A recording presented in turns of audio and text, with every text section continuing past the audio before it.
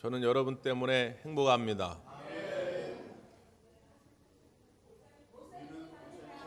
네, 감사합니다. 그런 거예요. 늘 우리가 이렇게 사랑을 고백하고 서로에게 감사한 인사를 나눌 때 행복이 찾아오는 것이죠. 네, 똑같은 사람이지만 똑같은 상황이지만 어떤 관점을 가지고 살아가느냐에 따라 굉장히 결론이 달라집니다. 탈무드에 보면 그런 얘기가 있어요. 어느 날 한 중년 남자가 랍비를 찾아옵니다. 랍비에게 고민을 상담하는 거예요. 랍비님, 죽겠습니다. 저희 집에 방은 하나 조그만데 집에 9식구가 삽니다. 9식구가 이 한 방에 살려니까 아주 미치겠다고. 어떻게 했으면 좋겠냐고. 그러니까 랍비가 그러면 집에 가셔가지고 염소 한 마리를 데려와서 같이 살라고. 아니 랍비님 무슨 말입니까? 지금 9명도 좁다니까 어떻게 염소까지 데려오냐고. 그래서 해보시라고. 그래가지고 염소를 한 마리 데려다가 같이 생활을 하게 됩니다. 일주일이 지나고 다시 랍비를 찾아가죠. 랍비가 물어요. 어떻게 일주일 동안 잘 지내셨습니까? 아유 말씀도 마십시오. 염소 한 마리까지 방에 있어가지고 완전히 난장판입니다. 이건 지옥이 따로 없다고. 그래서 랍비가 그러면 그 염소를 내쫓으십시오. 그래가지고 집에 가서 그냥 잘 됐다 싶어서 염소를 내쫓죠. 그리고 일주일이 지나고 다시 랍비를 찾아갑니다. 랍비가 또 묻습니다. 어떻게 일주일 동안 행복하셨나요? 랍비님 살 것 같습니다. 천국이 따로 없습니다. 여러분 어떻게 된 겁니까? 2주 전에 한 방에 9명 살던 거하고 지금 2주 후에 한 방에 9명 살던 게 상황이 달라졌어요? 똑같아요? 똑같습니다. 근데 뭐가 달라졌어요? 관점이 달라졌어요. 입술의 고백이 달라졌죠. 겨울이 되면 제가 이렇게 입술에 침이 많이 말라가지고 가습기를 놓습니다. 이게 매스미디어, 영상이 발달하니까 그런 게 문제예요. 옛날엔 게 몰랐는데 교회에서 영상을 찍다 보니까 어떤 분이 저한테 그런 조언을 해주시더라고. 목사님이 설교할 때 자꾸 입술에다 침을 바른다는 거예요. 저는 스스로 몰랐어요. 근데 나중에 그 동영상을 보니까 진짜 그렇더라고요. 그래서 안 되겠다 싶어가지고 겨울에는 이렇게 가습기를 갖다 놓습니다. 이 가습기를 틀어놓으면은 좀 그게 덜해요. 근데 여러분 지금 여러분은 안 보이실지 모르겠지만 제가 지금 이 가습기의 습도의 모드를 고습으로 좀 해놨습니다. 저습으로 해놓으면 그 나름 그 고정된 그 모드에서 계속 그 상태로 습기가 나와요. 근데 고습으로 해놓으면 더 많은 습도의 그 물들이 계속 뿜어져 나오게 되죠. 저게 어떻게 채널을 맞춰놓느냐에 따라 가지고 정해진 대로 나오게 돼 있어요. 마치 우리가 휴대폰을 사용할 때에 벨소리 모드에다 해놓으면 전화 오면 벨소리가 울리고 진동 모드로 해놨는데 벨소리가 울리는 일은 없죠. 목사님, 제 휴대폰은 진동 모드로 해놨는데 벨소리가 울리는데요. 그러면 AS 센터 가보세요. 고장난 겁니다. 그럴 리가 없어요. 그렇게 모드를 해놓으면 그렇게 되게 돼 있어요. 우리 인생도 마찬가지입니다. 우리가 감사의 모드에 맞춰놓으면 감사하게 돼 있어요. 근데 불만 모드에다 맞춰놓으면 그렇게 불평하고 불만할 수밖에 없어요. 우리가 지지난주에 최영덕 간사님을 모시고 찬양 간증 집회를 열었었는데 최영덕 간사님의 간증 가운데 그런 게 있잖아요. 자기는 얼굴 생김새도 마음에 안 들고 성격도 이 가시나 같은 성격이 마음에 안 들고 그리고 자기의 출생 배경도 마음에 안 들고 첩의 자식으로 태어났다는 게 너무 슬프고 여러 가지로 자기의 인생은 부정적인 것들만 있어가지고 늘 힘들었는데 어느 날 주님을 만나고 주님의 은혜를 깨닫고 보니까 그 모든 것들이 다 감사의 조건이 되더라. 가시나 같은 성격이 아니라 어떻게 해요? 세심하고 배려 있는 그런 성격이 되더라. 오히려 자기의 출신 배경 때문에 이제는 어디 가면 그런 상처와 아픔 있는 사람들을 쉽게 다가갈 수 있고 그들을 이해할 수 있고 섬길 수 있는 아주 좋은 기회가 되더라. 자기가 거의 한 6년 동안 성대 결절이 있어가지고 시골에 묻혀 살 때에도 어떻게 보면 이게 속상하잖아요. 나름 주님의 일을 한다고 했는데 성대 결절이 와서 속상할 수 있을 텐데, 이게 하나님의 은혜라고 생각하니까 거기서 감사가 넘치고 찬양이 넘쳐서 찬미예수 1500, 2000 시리즈를 만들게 됐고, 그게 100만 부 이상 지금 팔렸다더라. 지나가 보니까 그게 다 하나님의 은혜였더라. 이게 보는 관점에 따라 가지고 부정적인 요소였던 것이 긍정적인 요소가 됩니다. 절망할 수밖에 없었던 이유가 내가 감사의 모드로 탁 바꿔놓는 순간 그게 소망의 조건이 될 수 있다는 거예요. 아무리 이렇게 말씀을 드려도 목사님 나는 이해할 수가 없네요. 아니, 감사할 건 일이 잘 됐을 때, 병들었다가 나았을 때, 자식들이 이번 대학 시험에서 합격해가지고 좋은 대학 갔을 때, 그런 거에 감사하는 것이지 뭘 감사할 조건도 없는데 모두를 바꾸라 마라. 전 이해할 수가 없네요. 그런 분들이 있을 수 있어요. 그래서 오늘 우리가 읽었던 이 본문의 말씀이 우리를 새롭게 관점을 바꿀 수 있는 기회를 가져다 주게 합니다. 오늘 이야기는 누구냐면 10명이 등장합니다. 10명. 이 10명이 다 공통점이 있어요. 어떤 공통점이 있냐? 나병 환자라는 겁니다. 나병 환자라고 하는 것은 그야말로 그 당시에 인생의 최하, 막장 중에 막장 인생을 살 수밖에 없는 조건이었어요. 지금도 여전히 우리에게 약간의 선입견이 있는데, 그 당시만 해도 이 나병은 정말 부정한 병이었어요. 그래서 사람들이 저쪽에서 오면 자기 스스로 소리를 질러야 됩니다. 자기가 자기에 대해서 나는 부정하다, 나는 부정하다 막 소리를 질러야 돼요. 그래야 저기 있는 사람이 그걸 알아채고 나를 피하게 하는 겁니다. 근데 내가 스스로 그렇게 말 안 해가지고 저기 있는 사람이 그걸 모르고 와가지고 나를 만나게 됐다? 그러면 나를 돌로 쳐 죽여도 살인죄가 안 돼요. 그런 인생이에요. 그러니까 가족으로부터도 친구로부터도 버림받게 되고, 자기 스스로도 자기 자신에 대한 가치를 인정하지 못하는, 자존감이 없는 인생을 사는 거죠. 그런데 어느 날 그 마을, 사마리아와 갈릴리 사이에 어느 조그만 운막 같은 걸 하나 만들고 지내겠죠. 근데 그 동네에 예수님이 오신다는 소식을 듣게 된 것입니다. 그래서 그 10명이 나간 거예요. 근데 가까이도 못 가죠. 오늘 본문의 말씀에 보면 멀리 서서 예수 선생님, 예수님, 나를 불쌍히 여겨 주옵소서. 우리를 불쌍히 여겨 주옵소서. 그때 예수님께서 그들에게 이렇게 말씀합니다. 자, 14절 한번 보세요. 14절 시작.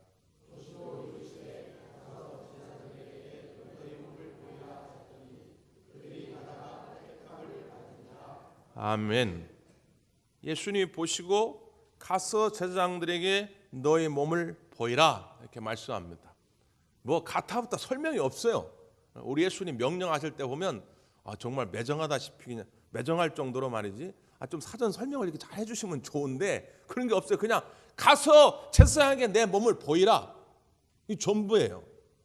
이게 왜 그러냐? 예를 들어서 이제 나병이 발병을 했는데 시간이 좀 지나면 어떤 사람들 가운데는 이게 치유되는 경우가 생겨요. 약을 잘 썼든지 의사를 잘 만났든지 아니면 자연적으로 체질이 좀 바뀌어서 이게 치유되는 경우가 생길 수 있어요. 이게 쉽지는 않지만, 그러면 이전에 나병 환자일 때는 마음대로 동네도 다닐 수가 없고 사람들에게 가까이 갈 수도 없었는데, 이제는 내가 나았으니까 마음대로 다닐 수 있게 된 거 아닙니까? 근데 자기가 나았다고 해서 자기가 마음대로 그렇게 할 수 있는 게 아니에요. 어떻게 해야 되느냐? 먼저 나았으면 제사장한테 가야 됩니다. 가서 자기를 이렇게 보여줘야 돼요. 잘 보시라고. 이 몸이 다 낫다고. 그럼 제사장이 꼼꼼히 살펴보고 진짜 다 낫네? 그리고 확인서를 써줘야 돼요. 제사장이 확인서를 받아야만 그 다음부터는 마음대로 돌아다닐 수가 있고 활동을 할 수 있게 됩니다. 자, 그러면 제사장에 갈 때에 이 사람의 육체의 상태는 어때야 되냐면 깨끗하게, 단 1%도 병이 없이 깨끗하게 나은 상태로 가야 됩니다. 근데 지금 예수님이 명령할 때는 뭐예요? 가서 제사장들에게 너의 몸을 보이라. 지금 이 순간은 이 10명의 사람들이 병이 나은 상태입니까? 안 나은 상태입니까? 안 나은 상태라는 거죠. 이게 중요합니다. 지금 다 나은 다음에 제사장한테 가서 확인서 받으려고 가는 게 아니에요. 낫지도 않았는데 가는 거예요. 그럼 낫지도 않았는데 간다고 생각해 보십시오. 제사장들은 당시 항상 도심의 중심에 있는데 거기에 많은 사람들이 있을 텐데 한두 명도 아니고 10명이 우르르 간다고 생각해 보십시오. 사람들의 눈에 금방 띄게 되고 저것들이 미쳤나? 왜 10명이나 한꺼번에 이렇게 나타나고 그래? 그들 향해 돌을 던져 그들이 죽는다 해도 문제가 될 게 없는 거지요. 그럼에도 불구하고 이 10사람은 똑같이 제사장들 향해 가는 겁니다. 자, 여기까지 보면 이 10사람은 똑같습니다. 첫째, 뭐가 있었냐? 믿음이 있었습니다.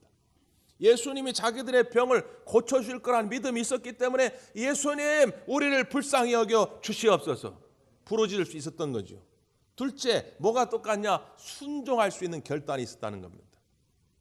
지금 낫지도 않았는데 지금 상태는 여전한데 근데도 예수님이 가라 하니까 가는 거예요. 기적은 원래 순종할 때 일어납니다. 믿음 플러스 순종일 때 기적이 나타나는 거예요. 순종이 빠진다? 기적이 일어날 수 없어요. 하나님, 나는 하나님의 말씀을 믿습니다. 성경에서 등장한 하나님의 말씀이 나는 다 1.1에 거짓이 없이 내게도 이룰 줄 믿습니다. 근데 아유 하나님, 요건 제가 좀 순종하기가 어렵네요. 아유 이거는 제가 요즘 형편이 어려워서요. 아유 이거는 요즘 내가 좀 바빠서요. 아유 이거는 자식 문제라서요. 아유 이거는 내가 좀 생각을 내일 다시 해봐야 될 것 같아서요. 믿음은 있다 하나 이런저런 이유로 순종하지 아니하면 절대 기적은 일어나지 않습니다. 여러분 믿음이 살아나기를 바라고 순종이 살아나기를 바랍니다. 순종할 때 기적이 일어나는 거예요. 그러니까 그들이 죽으면 죽으라는 각오로 순종하여 나아갈 때 성경은 뭐라고 표현해 있어요? 가다가 나음을 얻었다는 거예요.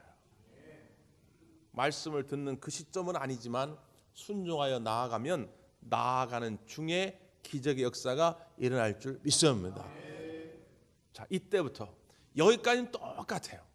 이 10사람이 똑같은데 이때부터 두 그룹으로 나뉘어집니다. 한 그룹은 9명이요, 한 그룹은 1명이지요. 9명의 사람은 다 유대 사람이요, 이 1명은 사마리아 사람입니다. 그런데 이 9명의 사람들은 그대로 뿔뿔이 흩어집니다. 진짜 제사장한테 간 사람도 있을 테고 어떤 사람은 그냥 집으로 가족들에게 보여주고 싶어서 간 사람도 있을 테고 다 뿔뿔이 흩어졌어요. 그런데 이 한 사람만 예수님께로 돌아옵니다. 그때 예수님이 그에게 하신 말씀이 있어요. 자, 성경을 다시 봅니다. 17절 18절 시작.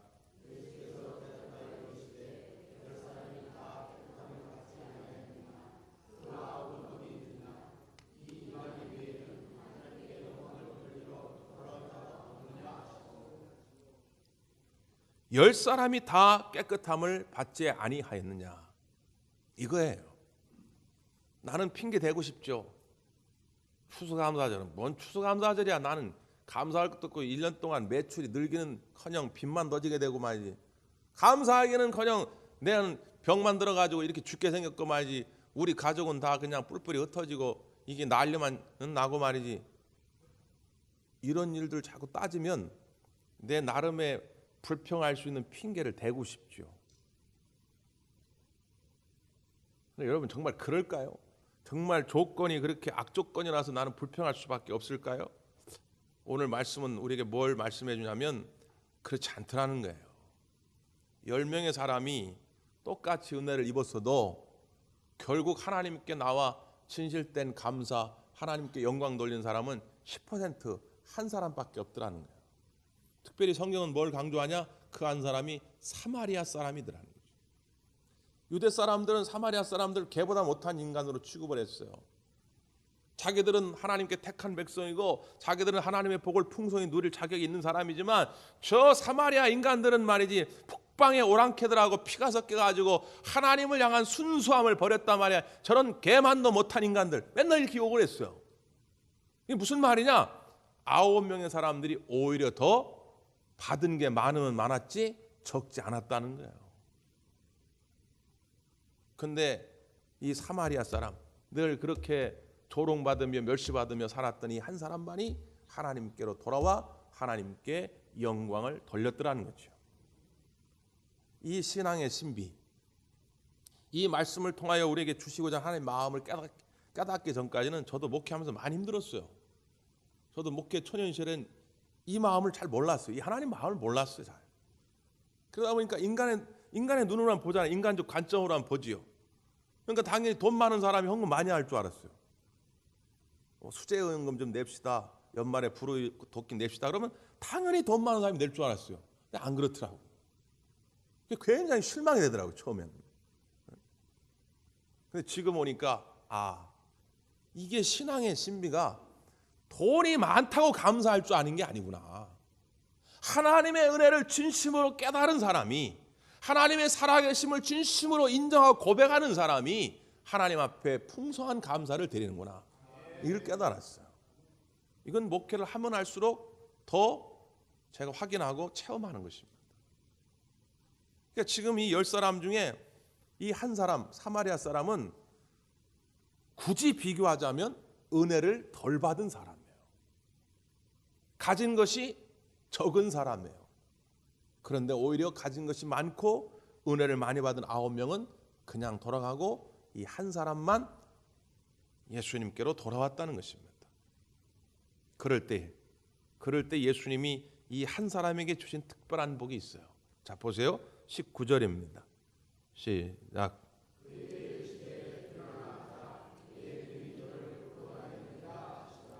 아멘. 일어나 가라. 내 믿음이 너를 구원하였느니라. 똑같이 10명이 육체의 복을 얻었으나 영혼의 복을 얻은 사람은 이 한 사람뿐이에요. 똑같이 10명이 땅의 것을 구하고 땅의 것을 얻었으나 신령한 하늘의 복을 누린 사람은 이 한 사람뿐이라 그 말이에요. 우리 하나님은 여러분에게 육체의 복만 아니라 영혼의 복을 주시기를 원합니다. 이 땅에 없어질 것만을 얻기를 원하는 것이 아니라 저 하늘의 영원한 신령한 복을 누리기를 원하신다 그 말이에요. 그러면 진짜 은혜를 완성하고 진짜 하나님의 축복을 완성하는 건 뭐냐? 감사에 있더라는 거예요. 하나님께 영광 돌리는 것에 있더라는 거지요. 하나님께 영광 돌릴 때에 10원 한 장도 진짜 여러분에게 복이 되는 거예요. 그런데 1,000만 원 1억이 있다 할지라도 하나님께 영광 돌리지 못하면 그건 진짜 복이 아니더라는 거예요. 그 1억 때문에 화가 임할 수도 있더라는 거예요. 실제로 말이죠. 교회 안에서 똑같습니다. 하나님께 영광 돌리지 못하는 사람들의 마음속에는 영적 교만함이 있어요. 내 것이라는, 내 시간, 내 돈, 내 지혜, 내 능력과 재주라고 하는. 그러다 보니까 하나님께 영광 돌릴 생각을 못하지요. 하나님께 영광을 돌리지 못하니까 그 영광 내가 먹으려고 합니다. 내가 받기를 원하지요. 그런데 교회가 그런 것입니까? 사람들이 그걸 인정을 안 해주지요. 그러니까 시험이 찾아옵니다. 이 뭐야? 내 돈 들여서 내 시간 투자해서 내가 이렇게 열심히 했는데 뭐야? 왜 내게는 영광이 없어? 아니, 당연하지요. 교회는 사람이 영광 받는 것이 아니라 하나님이 영광을 받는 것이거든요. 근데 이 은혜의 신비함을 깨닫지 못하는 사람들이 결국 교회에서 어려움을 만들어요. 지난 부흥성회 때 참 은혜를 많이 받았는데 신앙생활은 2가지만 잘하면 된다. 2가지. 첫째는요,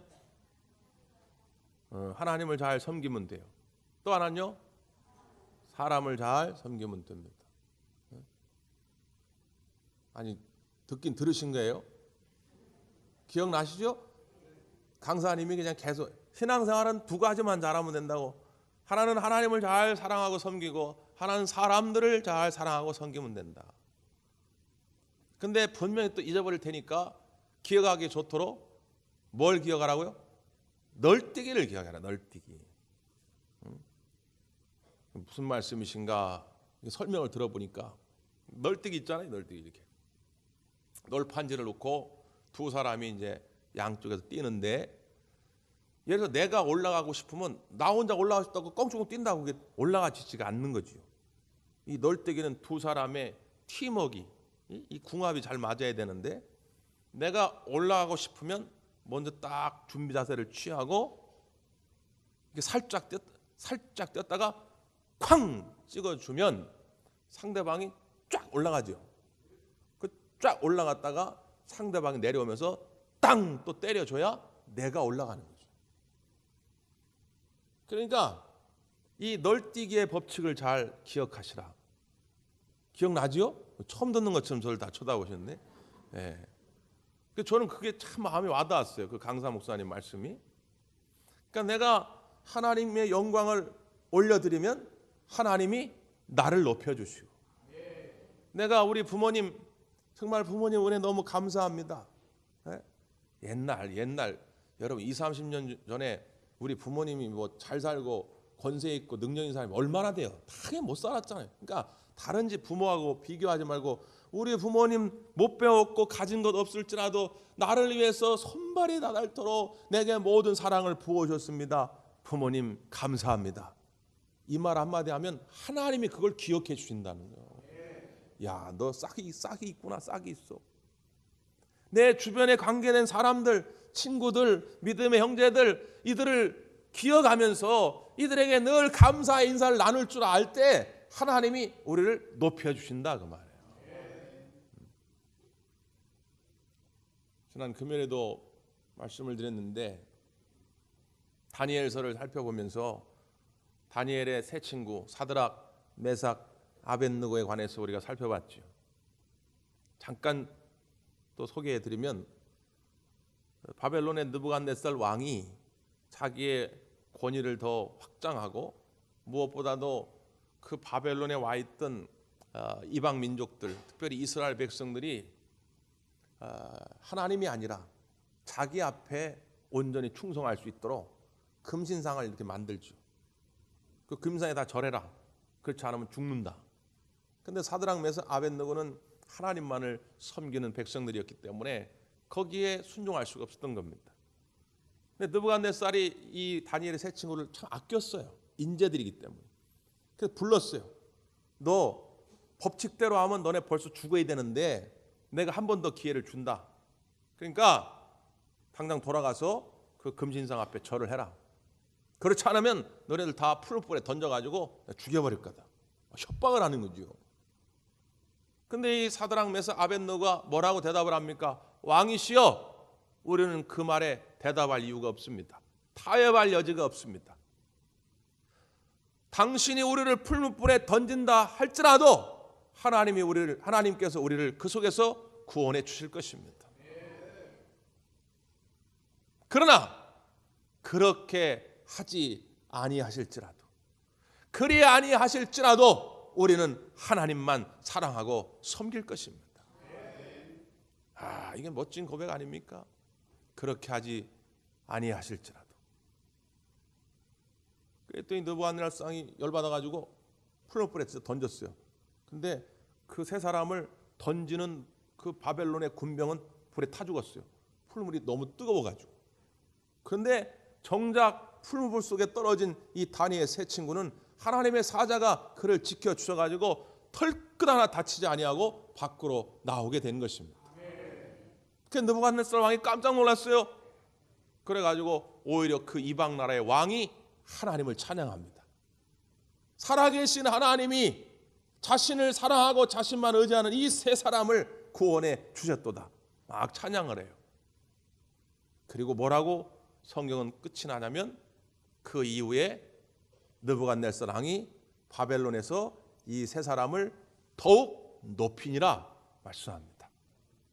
더욱 높이니라. 어떤 순간에도 하나님만 높이시고 어떤 순간에도 내 관계된 사람들을 높이시면 하나님이 친히 우리를 높여주실 것입니다.